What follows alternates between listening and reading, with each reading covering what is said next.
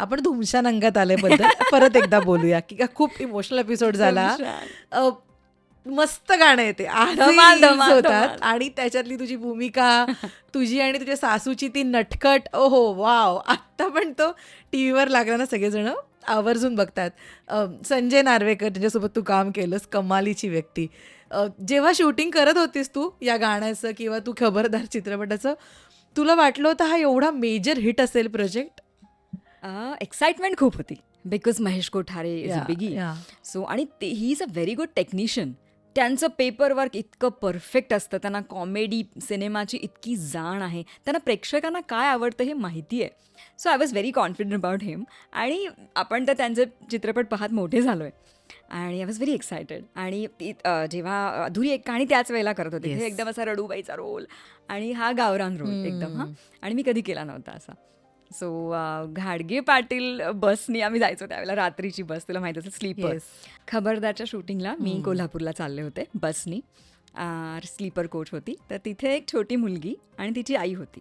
तर ती छोटी मुलगी आली, माझ्याशी मैत्री झाली तिची आणि ती बोलायला लागली. तर ती कोल्हापूरची होती, त्यामुळे ती ना तिच्या त्या ॲक्सेंटमध्ये बोलत होती, कोल्हापुरी एकदम छान, खूप गोड बोलत होती. तर तेव्हा मला असं सुचलं की अच्छा, मग तुळसाचा जो रोल मला मिळाला आहे खबरदार चित्रपटात, तर आपण असं बोलूया का?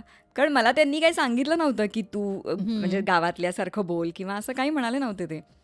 तर मग मी दुसऱ्या दिवशी जेव्हा सकाळी पोहोचले, तिथे सगळ्यात पहिलं महालक्ष्मीचं दर्शन घेतलं. हां. हां, त्यांचं ते रिच्युअल आहे, मजा आली खूप. अंबाबाईचं दर्शन घेऊन आले. मग रसिका जोशी मला भेटली, जिने माझं सासूचं काम केलं. हो, हो. रसिका अमेझिंग ॲक्टर, माझी मैत्रीण पण होती आणि अप्रतिम अभिनेत्री. आणि रसिकाला मी म्हटलं जरा मला पण सांग हां. आणि मी रिहर्स करत होतो सेटवरती, संजय नार्वेकर, रसिका आणि मी, कारण आमचे घरातले सीन्स होते ना एकत्र. मी म्हटलं कारण ते तर कॉमेडी खूप करून आले होते, त्याच्यामुळे म्हटलं मला पण सांगा हा जरा, काही तुम्हाला सुचलं तर. आणि मग मी महेशजींना विचारलं, म्हटलं मी असं बोलू का? ते मला अरे वा, बोल की, छान आहे. मग मी ते तसं तुळसाचा तो ॲक्सेंट केला आणि खूप मजा केली आम्ही. आणि ते धुमशांचं शूट कसं झालं? उमेश जाधव कोरिओग्राफर होता, तो पण त्यांनी छान केलं. आणि ते असं खूप हो. गोड नवरा बायकोचं एक असं नटखट असं त्यांनी छान तो टोन त्याला दिला, खूप स्वीट असं. आम्ही आधी बोललो पण त्याच्या आधी. आणि मग महेशजींचे लोकेशन्स म्हणजे एक से एक ना गं. पन्हाळा रोडवर शूटिंग केलं त्याचं. आणि तिथे असं एक फुलांची बाग होती, त्यांचा फुलांचा व्यवसाय होता ॲक्च्युली. ते तिथे फुलांची कापणी करायला आले होते. तर महेशजी म्हणाले थांबा थांबा, संध्याकाळपर्यंत थांबा, आम्हाला हे द्या ना शूटिंगला लोकेशन. मग त्यांचे पैसे वगैरे देऊन झालं, आम्ही त्यांच्या त्या फुलांच्या मळ्यात ते ॲक्च्युअल शूटिंग केलं. मग थोडं पुढे गेल्यानंतर तिथेच अजून एक असं ते टेकडीसारखं जे आहे ना, तिथे आम्ही शूट केलं. आणि महेशजींचं इतकं गुडविल आहे कोल्हापूरला, ते नुसतं म्हणाले ना की मला हे लोकेशन हवं आहे, तर माणसं अगदी हो हो जरूर जरूर, आमचं घर पण तुम्ही लोकेशन म्हणून घ्या, इतकं म्हणजे मदत करायला येतात. आणि त्यांचा नेम होता असा की एप्रिल मेमध्ये चित्रपट बनवायचाच, म्हणजे तिथल्या ह्या ना बॅकस्टेज म्हणतो ना आपण, तिथल्या हेअर ड्रेसर्सना, मेकअप आर्टिस्टना, तिथल्या लोकांना काम मिळेल म्हणून दरवर्षी एक चित्रपट कोल्हापूरला करायचाच, हा नेम होता त्यांचा.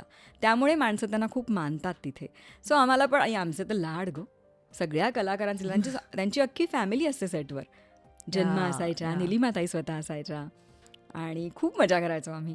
आदिनाथ त्यांना असिस्ट करायचा खूप. अगदी म्हणजे आम्ही नुसतं असं बाजूला बघितलं की हां काय हवंय किशोरी. आणि एप्रिल मेचा उन्हाळा ना कोल्हापूरचा, खूप काळजी घ्यायचे, त्यामुळे आमचं काम अजून छान व्हायचं.